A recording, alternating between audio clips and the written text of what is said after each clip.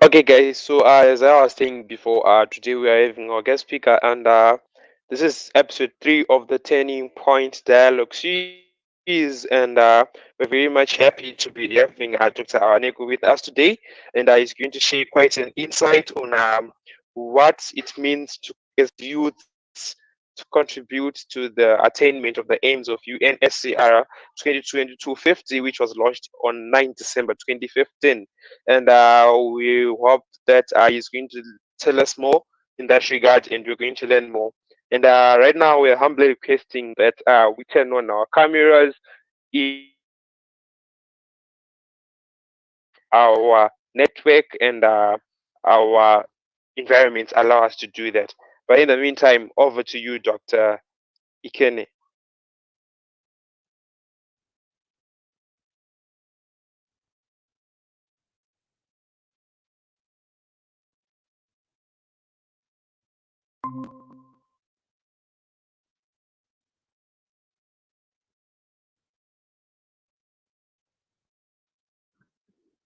Hello, can everyone hear me?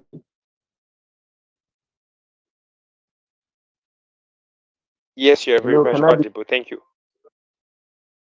All right, thank you very much. I'm happy joining everyone here from Nigeria. I think it is past 6 here in Nigeria, and it's already evening. I'm happy to be part of this particular Turning Point series, episode 3. And today, I believe that we are going to be sharing a lot of things, a lot of insights, helping people understand more about UNSRC 2250 and every other thing that youth need to be doing for us to be involved in peace and security building in our immediate community and at large. So I believe that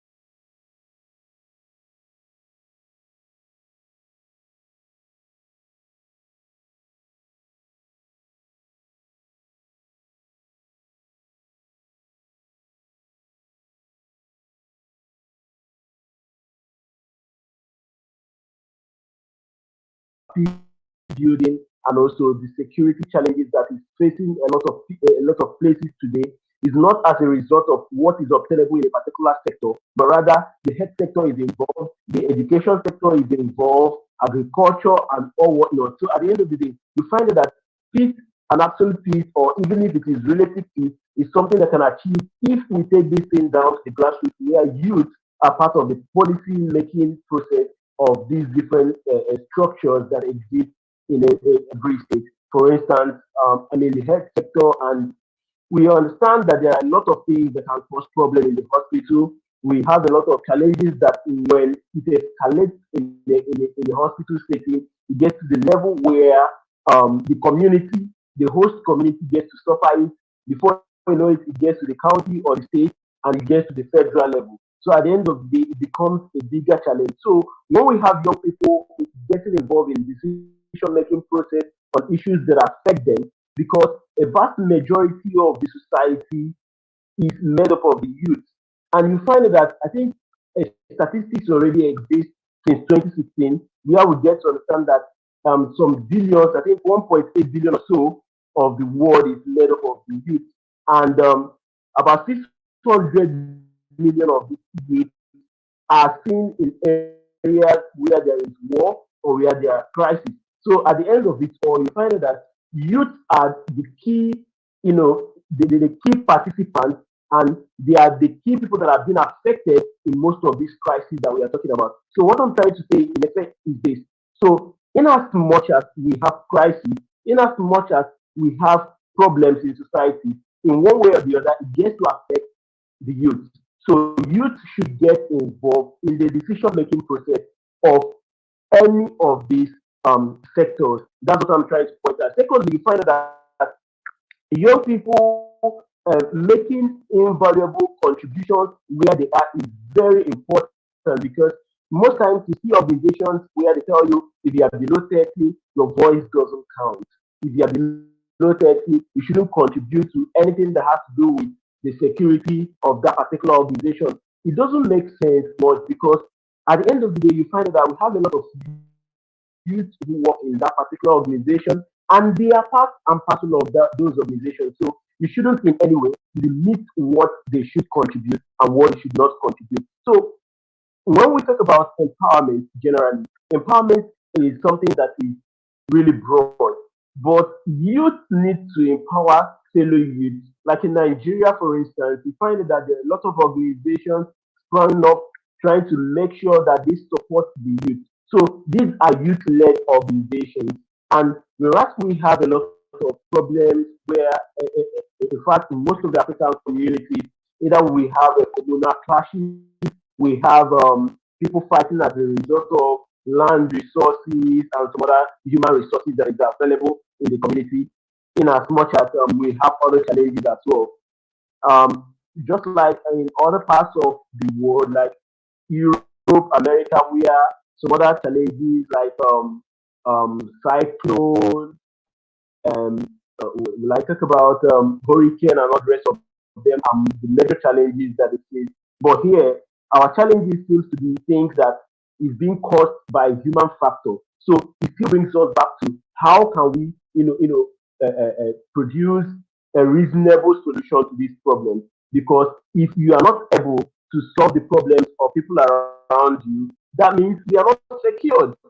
That is the problem. Just like I must have to say this, we are speaking from in Southeast Nigeria. We don't work on Monday. I think for the past 4 months now or 3 months, we don't work on Monday, which is the first working day. The reason why it's like that is because we have a set of people who are really tormenting the peace of the society. So the only thing you can do is to respect these people, because when you move out there with your vehicle, it's going to get burnt. Even you yourself might likely be killed. So at the end of the day, the only thing you do is to sit at home, obey them. On Tuesday, you start your work. So it becomes so challenging where you have young people being the people causing the problem for other young people. So it's very important that we empower each other.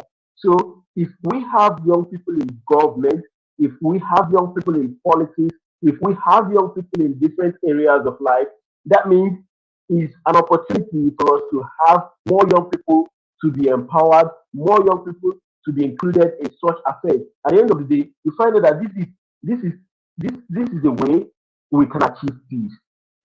So relative peace is something that we always say, because most times it's very difficult for us to talk about absolute peace.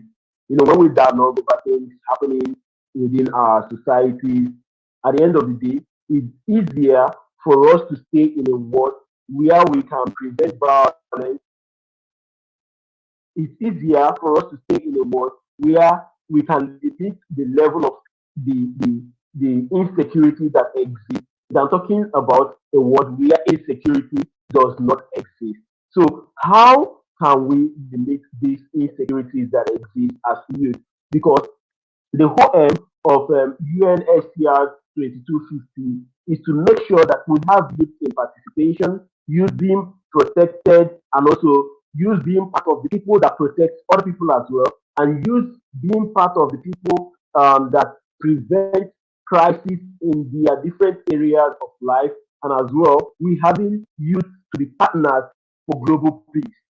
So if we have youth in these different areas and then making sure that they reintegrate to make sure that they help in solving societal problems is, is a step in the right direction, and it helps us to actually achieve the peace that we are talking about. So this purposeful engagement, just like we are having right now, is something that is really key, right? It's very important that we do things like this because it goes a long way to sensitize, conscientize the youth. When another youth gets to understand that people who are actually, you know, advocating for this peace are your fellow youth, and you are part of the people causing the problem in society, you get to understand that no, I shouldn't be towing this line. If I have my fellow youth trying to make sure that things go the right way in the society. So you find that we all have a work, or we all have a role to play in making sure that these things work the way we want them to be in our various societies. Like I understand that we in Africa most times people out there they believe that most problems of the world is caused by Africans, right? This is what they feel about us. But we still have good leaders among our youth. I remember something that happened some time ago. That was in 2018. I was traveling from Nigeria to Astana for a global conference on primary healthcare. That was in 2018. Getting to Istanbul, we had issues where most of us from Africa and we are black, obviously, we were not allowed to enter our linking flight to the next place. Why? Because they felt like being black is already an offense. Being black means that we are terrorists already. So they don't believe that something good can actually come out from Africa. And that is a problem that we need to solve. And how can we solve this problem? By making sure that we position ourselves in a way that we are seen as global change makers. So if we are talking about peace and security as youth, that means we should project ourselves as peace advocates, peace ambassadors, people that whenever people of the world, anywhere they are, whether Europe, America, anywhere they look at us, they see us as people who can be trusted and people who can foster peace from any part of the world where they think about us. This is very important because it's challenging when most times when we travel outside Africa, it becomes so difficult for us to get the right benefits that we should be getting. Just as every other youth out there, we deserve good things. We deserve the best. And when we present ourselves as peace-loving people, when we present ourselves as people that can live peaceably with other people, we achieve all that we want. And I think this can work better when there is inclusion in our society. Now, I think we need to take this back to African countries. There are a lot of African countries. I'm not trying to exonerate my country as well, Nigeria, where we have people who are above 60 leading as the president of the country. And when you move down to the state, you still see people above 50 as the state governors and people who make policies. So if you don't get a particular age, you cannot be allowed to the red chambers, like I mean the Senate, for instance. That means there is a clause there to, or there is a limit that the youth can actually work. So, in as much as we understand the fact that UNSCR 2250 is all about inclusiveness for the youth, it's all about youth participation, it's all about youth being part of decision making processes that affect them. We still believe that other things that have to do with the law, promulgation of laws, and implementation of these laws in a particular state has to do with the youth as well, because the youth are the life wire of the society. So if the youth are the life wire of the society, it then means that youth should be involved in every activity that takes part in that particular society. So that's why you can't talk about peace, you can't talk about security without talking about people who this will affect and people who perpetrate this act. So in vast majority of instances, you find out that people who go out there to rob are young people, either a young lady or a young guy. Most times it's not someone who is above 60 or 70. So if we find out that this is something that has to do with youth, and youth understand their problem well, and they can easily find solutions to their problems, that means it's very important, it's paramount that we include them in decision-making processes so that they will be able to be part of the solution and not just the problem. Because what we see in most African countries is where they start the youth in quote, the youth are the problem. And they don't believe that youth can still be part of the solution of those problems. So these problems we are talking about, they are things that causes the problem, the lack of peace, the insecurity that we are talking about in this state.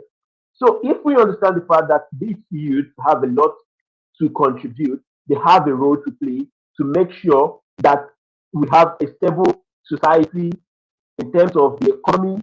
Youth have a role to play to make sure that the economy of the state gets better. When the government of the day, when the elderly people in the society get to understand it, it will help them allow these youth for their voices to be heard. In most societies, youth are not allowed to be heard. This is the truth. So if we have positions that are limited for the youth, take for instance, say um, youth leader in this area. So that is the position meant for the youth. But the main position is not meant for a young person to occupy.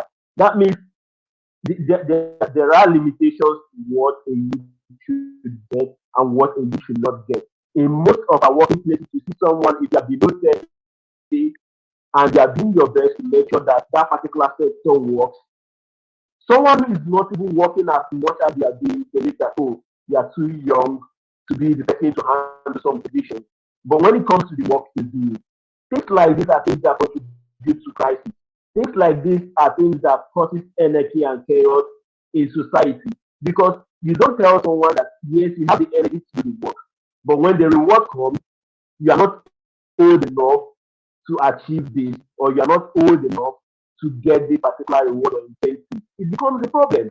So this contributes to the problem that we face today. So when you say there is no peace and youth are the people causing the problem, these are things that are contributory to all of these things. And we need to understand that the youth needs to be involved in making sure that things work out better in our community, in our society, in our country, because it's very important. I believe that this goes out there not just to African youth, like we are talking about ourselves here. We understand that this is something that happens globally because it's just a few countries that incorporate youth in everything they do.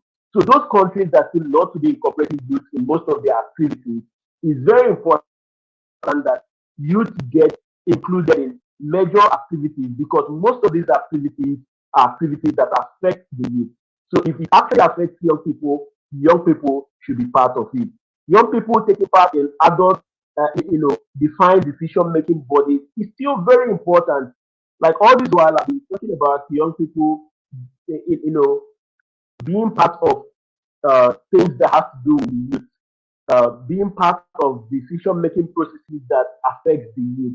It's still important that we understand that young people need to still be part of adult decision making processes because definitely if you are 30 today, in the next 5 to 10 years you are going to be 35 or 40.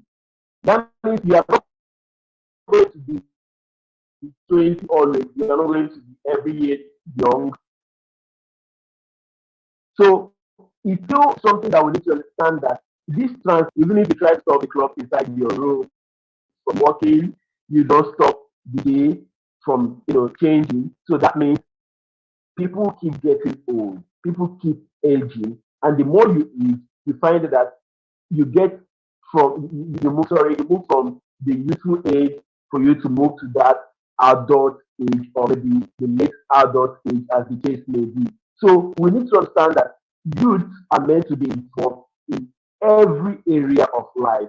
Youth are meant to be involved in whatever thing that is going to affect them, affect their families, and affect the society at large.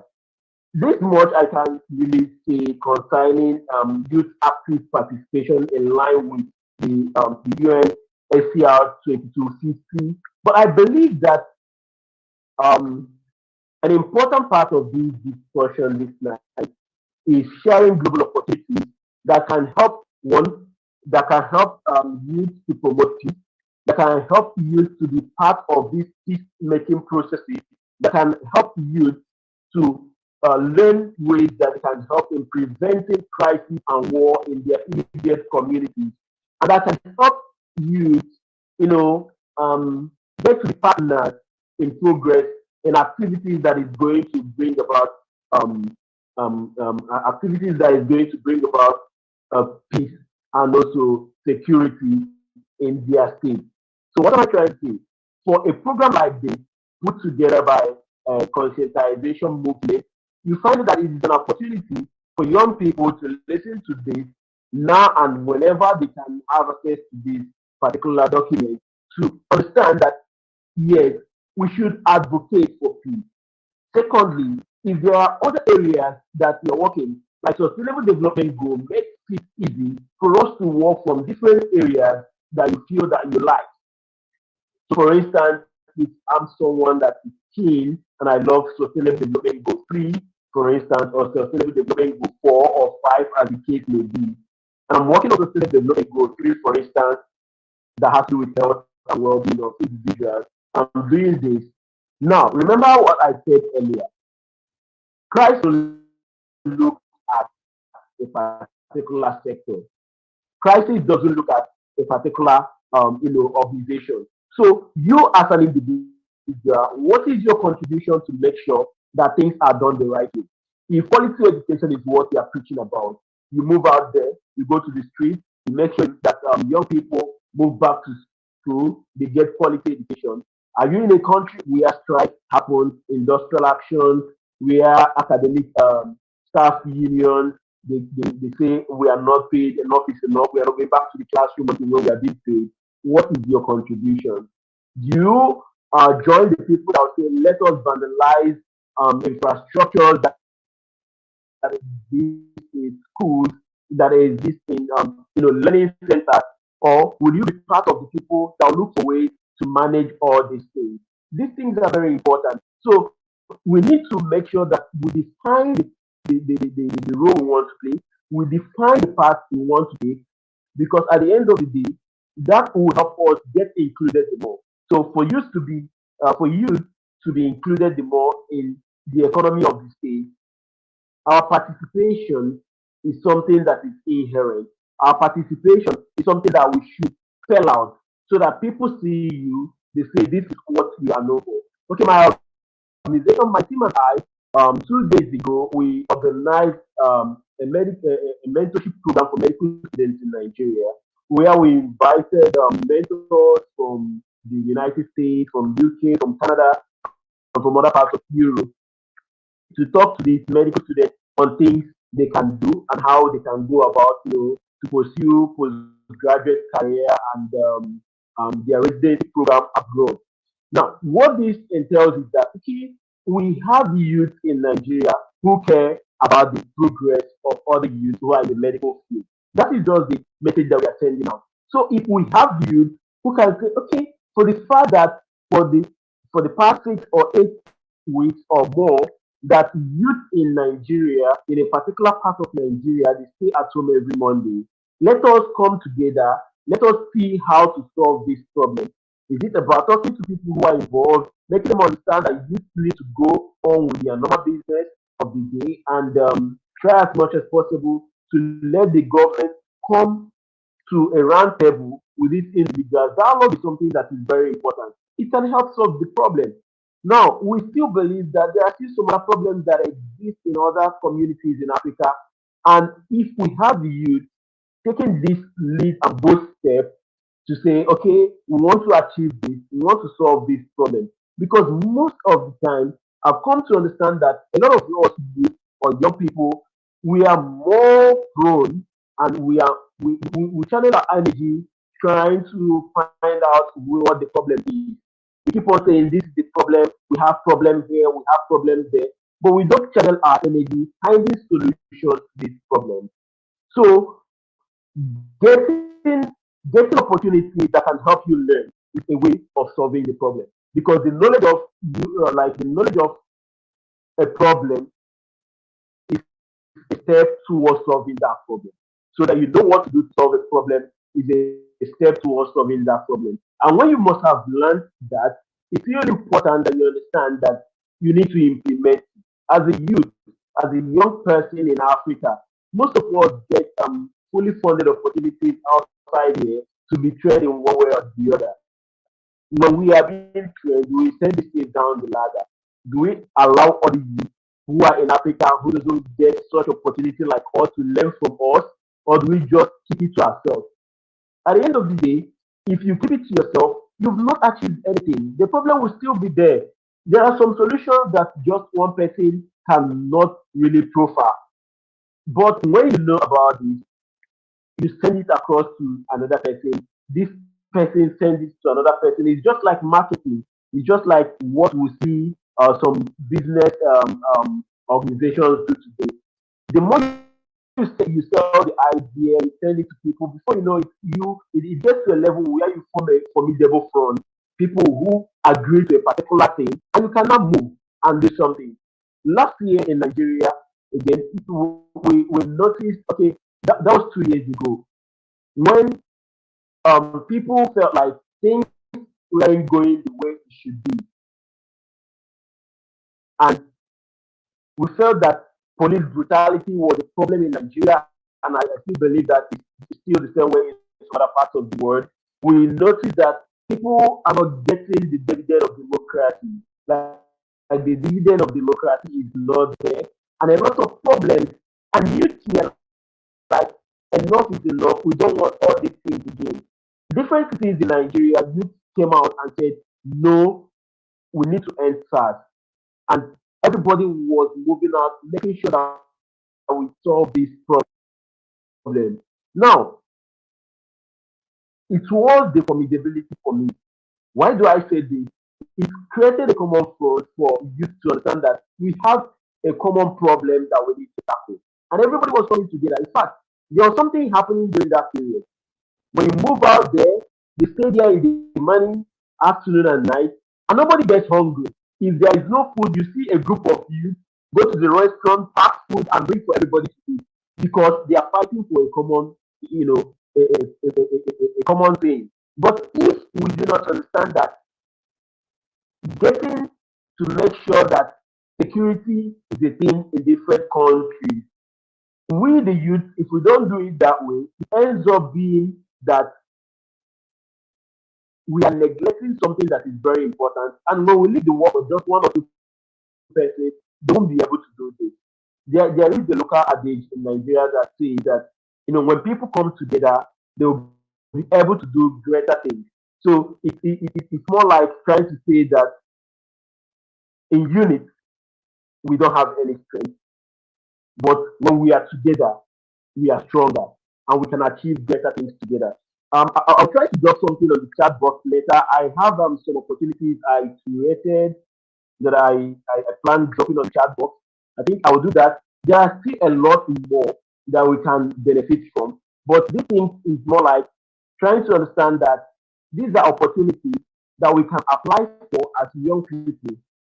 As young people, there are a lot of opportunities there. Most times in Africa, we think that these opportunities are not for us because we are not able to access them, and we think that, oh, for the fact that we cannot access them, it is not for us, or they are not actually something that is kept for us. Sorry, let me just get this thing resolved.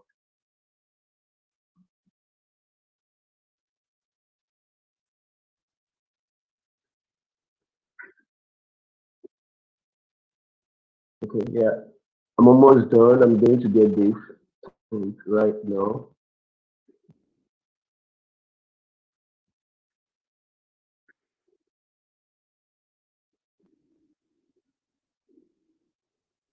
Sorry, my account wasn't allowing me to send messages on the chat box. Let me use another account and log in, then get it sent.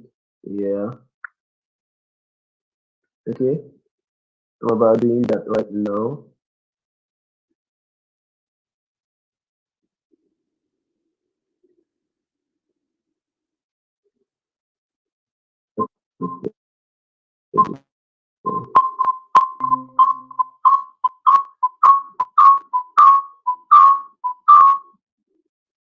All right. We're going to see that on the chat box right now.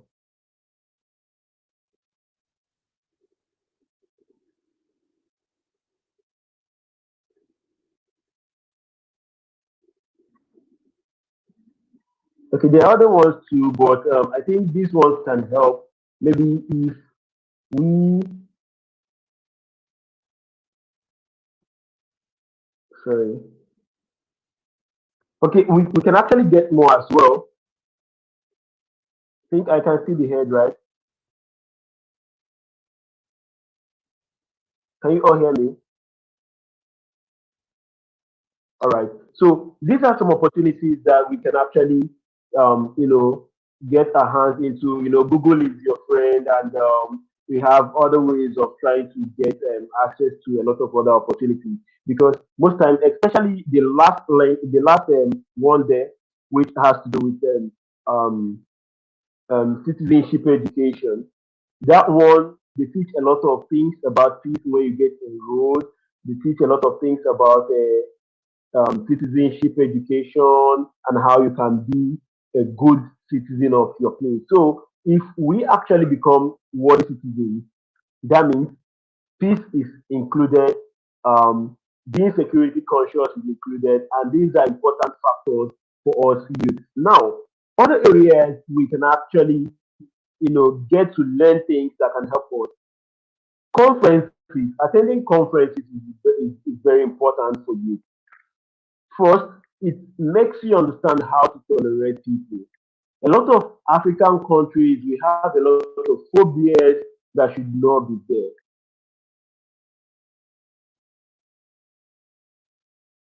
I think if you are even ranking societies where homophobia is a thing, African countries are ranking high.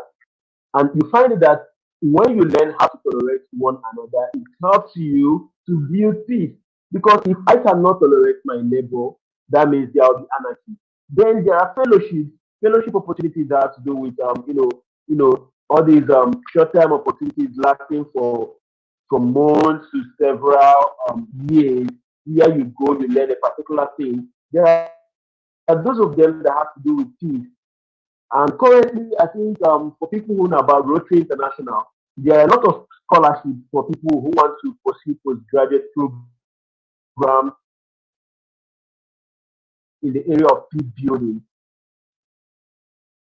So, peace and conflict resolution as well. Embrace peace, to learn things to do, to live peaceably with one another, to learn things to make sure that the society is a peaceful place for everyone. These things are very important. Now, if we have projects that has to do with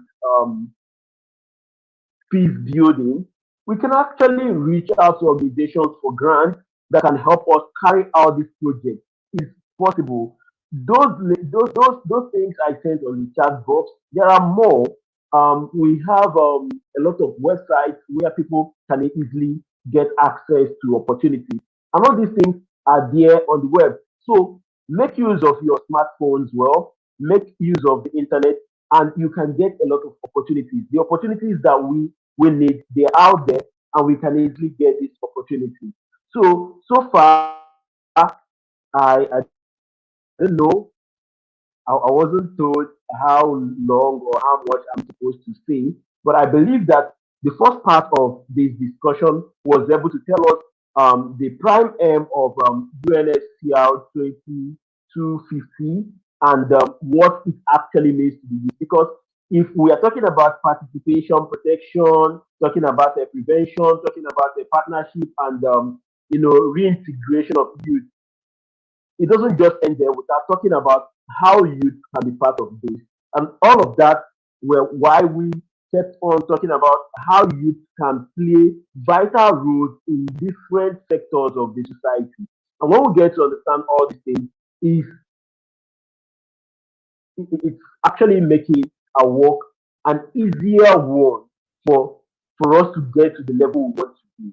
And that will make it easier for, in South Africa, we talk about xenophobia and some other things. And you find that a man who is 60 or 70 cannot walk down the street and start beating another person. It's not possible. I know, yes, in rare cases, the outliers are there. But vast majority of people who get involved in doing this are youth.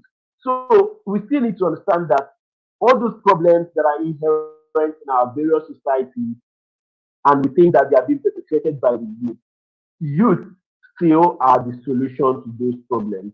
And when we start embracing youth in all walks of life to make sure that they're part of policy making, decision making processes on issues affecting them, and also in adult defined decision making bodies, we understand that youth are people who are very important in our society. So I would like to be stopping here for now. I don't know if there are questions that we have, maybe we can actually take them. But so far, I believe that youth active participation is key. And we need to embrace every opportunity that exists to make sure that we participate and we make sure that the society is a better place for all of us. Thank you very much. Thank you so much, Dr. Really appreciate the wise ways that you have shared with us today, and I'm hoping that each and everyone who's watching this episode gets to realize the importance of what we've been saying and everything related to it. So just to before we wind up, I would like to maybe make a quick reminder that the opportunities that you shared with us in the chat space, I think it would be great if you send them to me on my WhatsApp number so that we could share them with others who are not able to join us during today's session, so that they can also get an insight of the whole session as itself. So I'm not sure if Panashe has got anything to add or anything that might be a burning issue before we round up today's episode.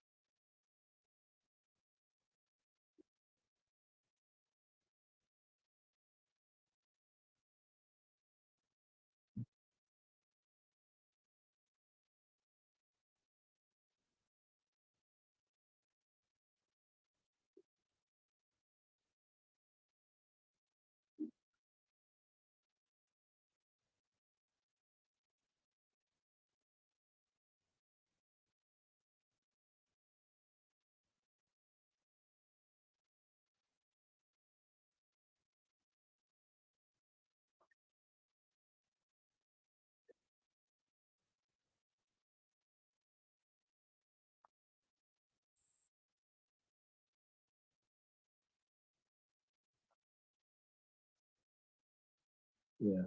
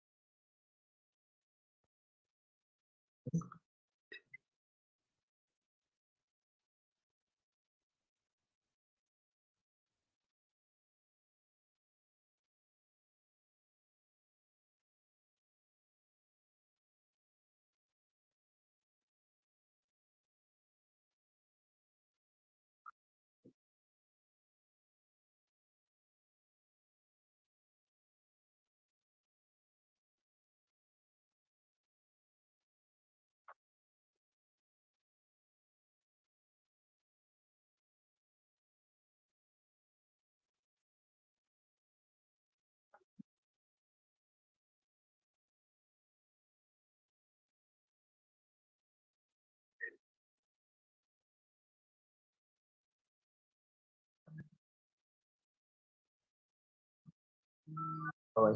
Thank you very much. I'm going to take them one after the other.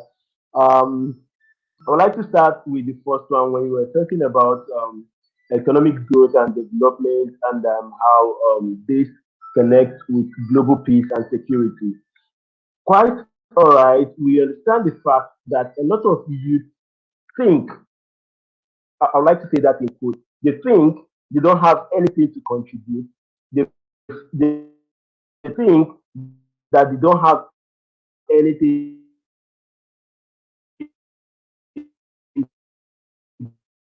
to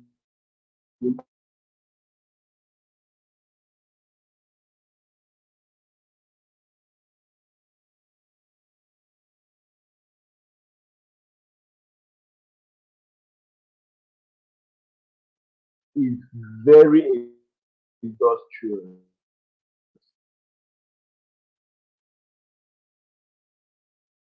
An average African youth will always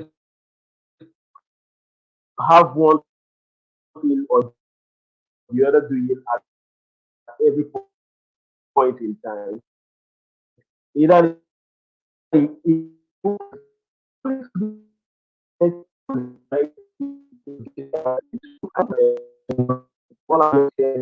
where a lot of us can do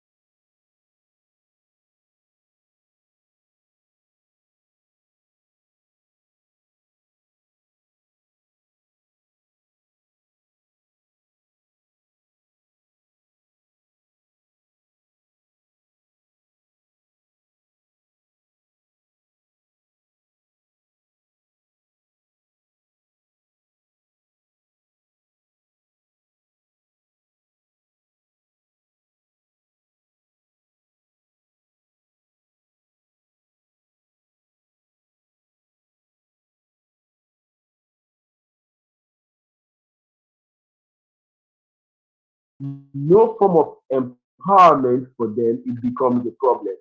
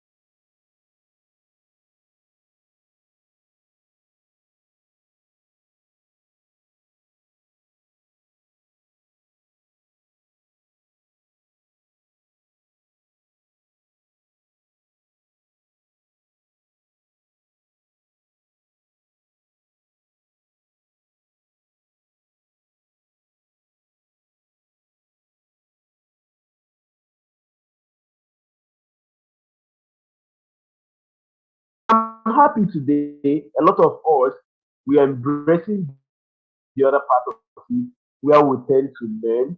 And I believe with the knowledge, it will help us to keep moving away from the whole crisis, chaos, anarchy part to the other side of it, which is building peace. So I think these are ways, but it is not just limited to this few that I've mentioned. There are still other ways by which we can actually contribute as youth to peace building. Now, I think there is another question about alternative ways to peace building in states. So in this case now, this is actually um, not in a generic term anyway, but we can actually solve this problem looking at the primary problems that are inherent in a particular country. For instance, most of the things I talked about here today are things that happen in Nigeria. You find that when we move down to like there should be some other issues that people are having there. When you move back to some other parts of SADC region, there are some other issues there. But one common thing that we can achieve together is this.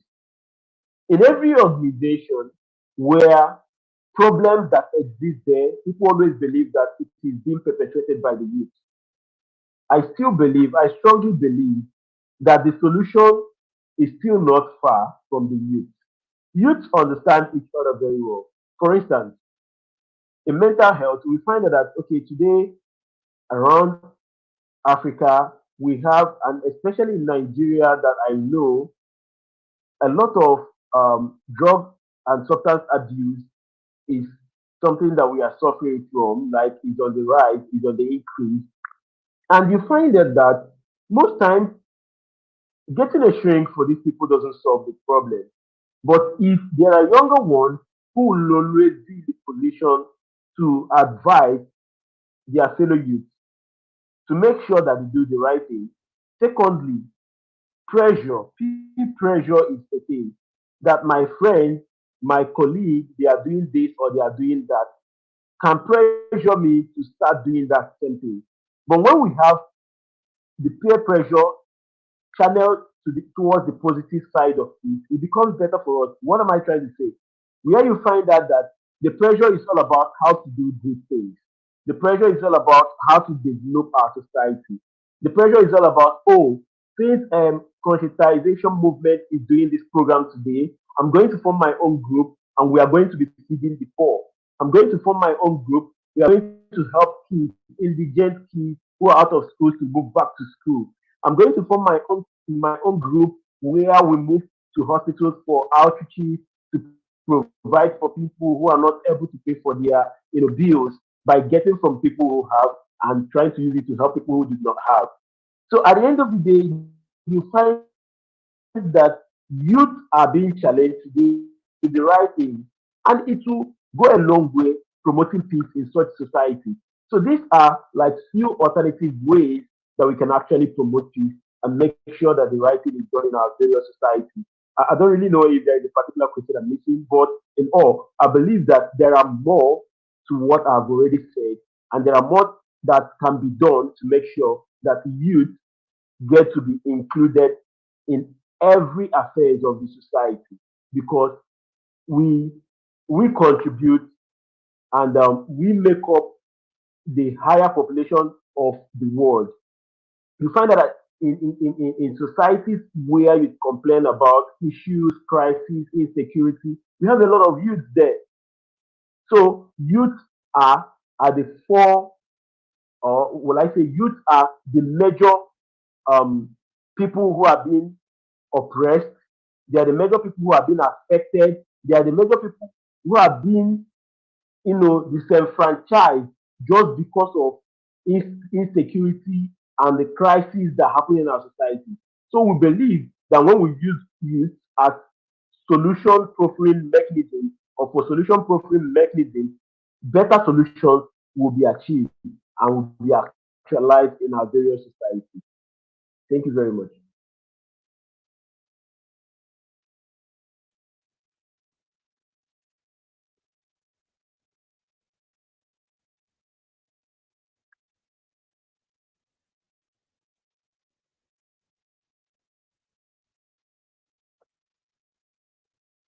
Yeah.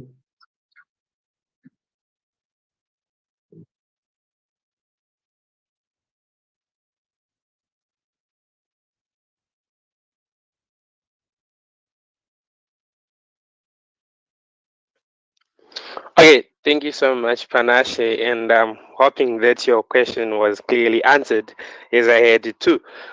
So this marks the end of our Turning Point Dialogue Series episode 3.